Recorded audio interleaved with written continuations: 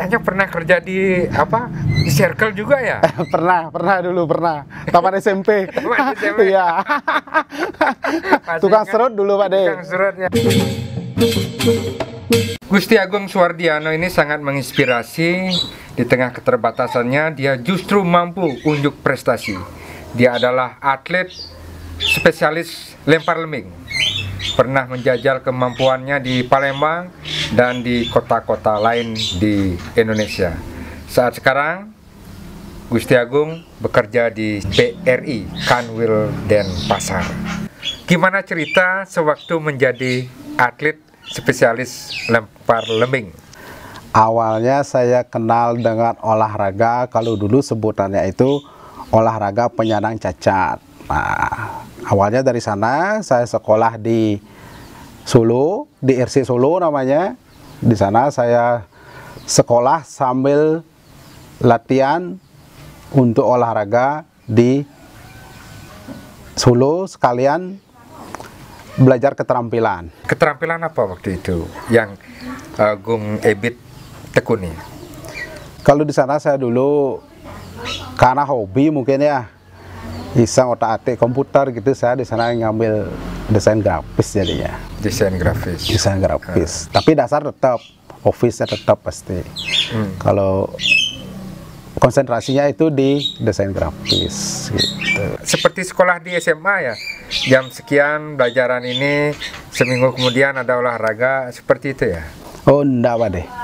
Kalau di sana kita pagi sekolah sampai siang sampai jam 2, habis itu sore baru saya latihan. Saya gabung di sana dengan teman-teman yang dari Jawa Tengah juga. Sekarang udah banyak yang sukses juga di sana, ada yang sudah menjadi pegawai di Kemenpora, ada yang di Jawa Tengah. Banyak teman saya sukses di sana. Kalau untuk ngatur waktu, latihannya seperti itu saya.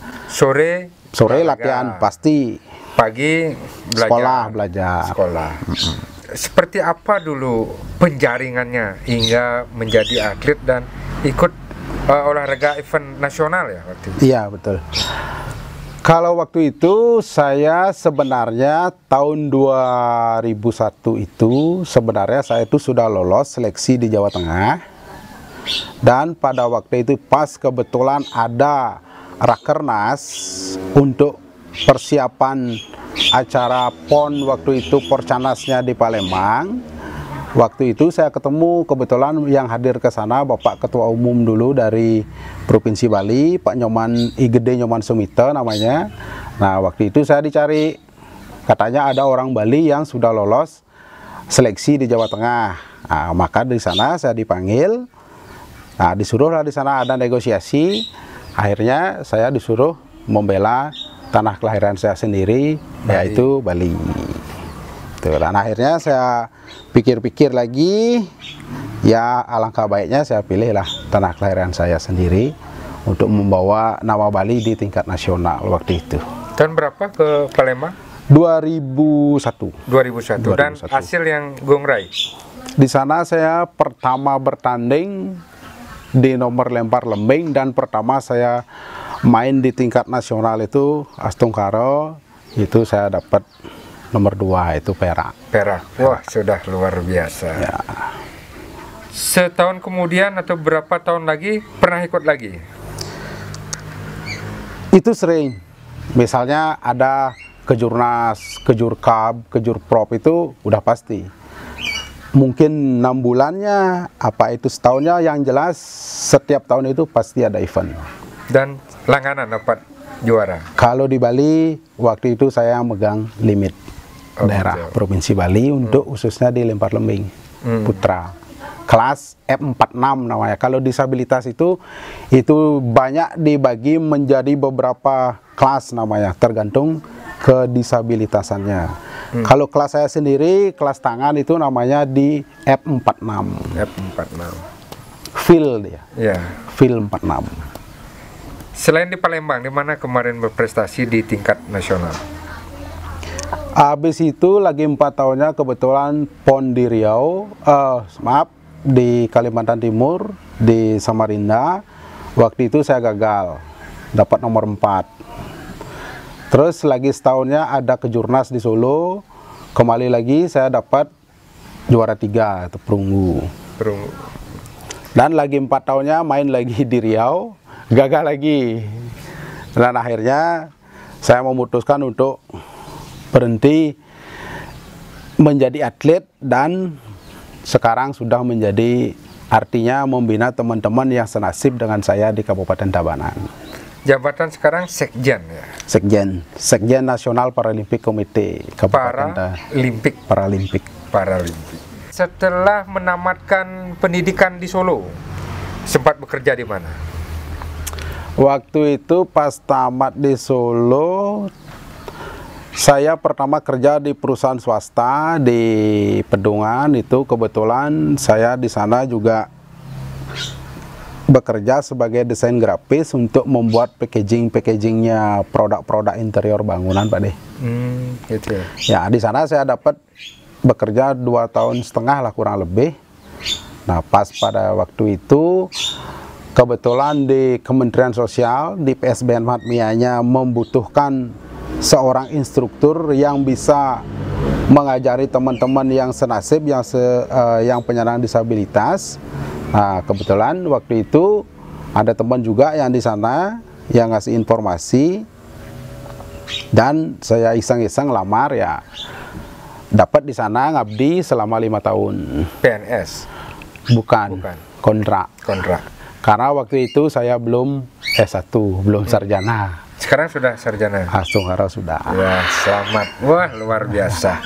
Sebelum di Matmia, saya dengar pernah di warnet juga gitu ya? Artinya berkelana dari warnet dan lain-lain. Iya, betul, Pak De. Waktu itu ya namanya masih muda juga kan, cari pengalaman sana sini, ikut komunitas, ikut kerja sana sini sama orang gitu. Cari pengalaman lah intinya, Pak De. Informasinya sekarang Gong kerjanya di BRI ya? Gimana bisa sampai tembus BRI Gong? Betul, Pak De. Itu awalnya lagi-lagi saya itu informasinya dari provinsi lah. Kita di provinsi itu kan ada juga komunitas, bukan komunitas juga, itu istilahnya organisasi yang legal dari pemerintah. Itu namanya NPC Provinsi Bali. Waktu itu Pak Nyoman lagi yang ngasih informasi bahwa di BRI itu membuka lowongan untuk teman-teman penyandang disabilitas. Nah, waktu itu malam-malam saya nih, Pak De, jam 9:30-an saya ditelepon sama Pak Ketua Umum. Besoknya harus menghadap ke Kanwil, ketemu dengan Bapak pemimpin wilayah. Waktu itu zamannya Bapak Fangkar Umran namanya kalau pimpinannya. Nah, waktu itu pas pagi saya langsung ketemu dengan beliau, ya didampingi lah dengan Bapak Ketua Umum kan, ngadap. Habis itu ngomong-ngomong, ngobrol-ngobrol. Besoknya langsung disuruh tes di sana. Langsung disuruh tes. Waktu itu yang ikut tes sebanyak 14 orang penyandang disabilitas, terutama di tunadaksa. Ada yang disabilitas kaki, ada yang tangan. Nah, Stungkara waktu itu saya tes, lagi berapa minggunya ditelepon bahwa saya lolos. Waktu itu saya sendiri yang lolos dari 14 orang itu. Nah, dari situ saya bisa sampai sekarang ngabdi di BRI. Saya lihat di Facebook, wah, penampilannya Agung sekarang sudah berkemeja, pakai dasi, dan fotonya ada di perbatasan Timor Leste, di sejumlah daerah lain luar kota. Sering keluar kota ya? Iya, kebetulan Pak De, kalau saya di Kanwil itu kan di bagian bisnis mikro, kebetulan saya tuh ngurusnya di unit-unit yang punyanya BRI. Kebetulan saya di sana kan istilahnya kalau gininya di logistiknya, artinya kalau ada perusahaan membeli lahan ataukah survei apa segala macam tempat relokasi, itu biasanya saya ditugaskan. Ya, sekalian jalan-jalan. Sekalian jalan-jalan. Ya. Bonusnya kerja dapat, bonusnya jalan-jalan. Pasti. Wah, luar biasa. Senang nggak? Kalau dari kota? Yang jelas pastilah. Pasti senang, bangga dengan diri sendiri. Biarpun disabilitas, ya syukurlah pemerintah tetap memperhatikan. Pasti, betul. Perusahaan ataukah pemerintah tetap memperhatikan, memberi peluang kepada teman-teman disabilitas. Mudah-mudahan itu menjalar nanti ke teman-teman yang lain juga. Ya. Gitu. Kalau nggak salah ya di salah satu media saya pernah baca profilnya Gung Ebit. Jangan pernah kau hitung tubuhmu yang hilang. Seperti apa itu, Gung? Nah itu sebenarnya tagline itu Pak De. Nah. Itu tagline-nya NPC Indonesia. Itu untuk memotivasi teman-teman. Itu keluarlah tagline-nya, jangan pernah kau hitung tubuhmu yang sudah hilang, tapi mari kita hitung yang masih ada. Kata-kata sakti itulah yang memotivasi Gung Ebit untuk menunjukkan, oh ini saya bisa gitu ya. Betul, betul sekali Pak De. Betul sekali. Artinya dari sana saya berusaha untuk gimana caranya saya itu bangkit dari keterpurukan lah bisa dibilang. Artinya dulu itu saya ya sekolah nggak senang, hidupnya kesana kesini. Setelah saya ikut di organisasi NPC yang sekarang ini ya, dari situ saya tumbuh percaya diri saya. Artinya bisalah untuk hidup mandiri lah saya bilang, seperti sekarang. Dulu kayaknya pernah kerja di apa? Di Circle juga ya? pernah dulu taman SMP. Taman SMP. Iya. Tukang serut dulu Pak De. Tukang serut ya. Iya, tukang serut. Ini susah waktu itu. Kalau dari fisik sih sebenarnya susah. Ya mau gimana lagi? Karena jengah ya. Jengah juga. Ya mau tidak mau ya seperti itu. Jangankan di Circle, saya di kerja bangunan pun pernah dulu Pak De. Pernah juga. 2 tahunan pernah saya. Pernah dulu kerja bangunan, pernah. Itu udah biasa bagi saya itu. Ya, itulah perjuangan hidup ya. Iya. Tapi bersyukur dengan punya keterampilan, akhirnya kerja pun bisa menyesuaikan kan? Ya, betul. Wah, selain keluar kota, Gung Ebit ini banyak foto dengan pejabat saya lihat. Ada artis lagi, orang kasih lagi. Gimana itu ceritanya kemarin tuh? Waktu itu kan kebetulan ada TOTS Relay, persiapan kira Bapi Obor untuk Asian Para Games Pak De. Itu kan kebetulan Bali dilintasi oleh api tersebut.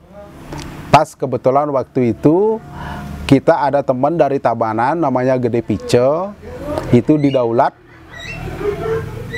oleh pemerintah Provinsi Bali untuk membawa api obor tersebut.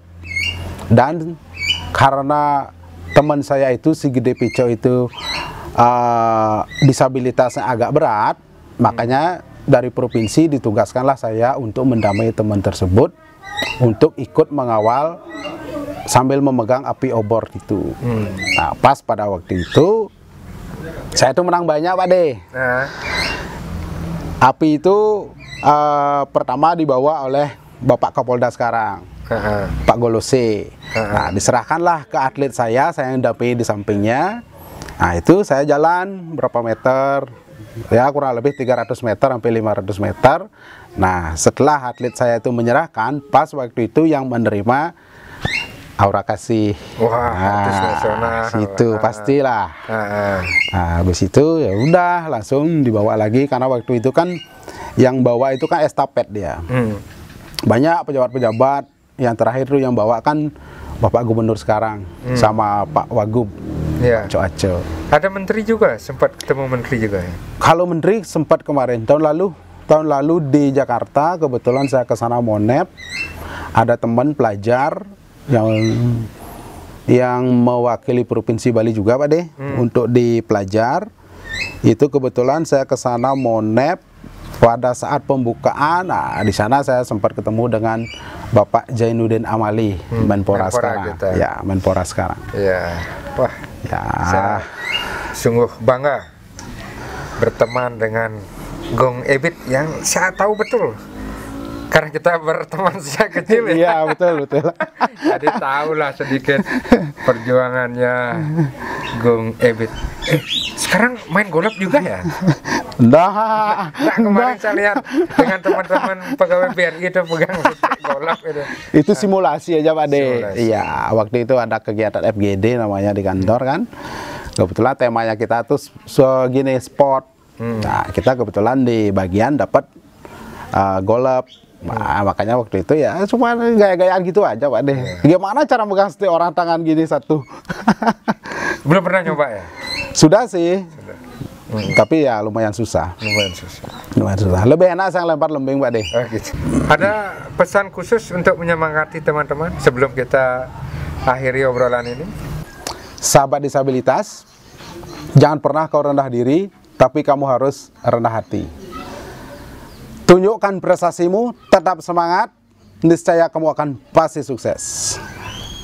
Demikian, sahabat Kuku TV, obrolan saya dengan Gong Ebit Kenceng. Semoga teman-teman terinspirasi. Sampai jumpa.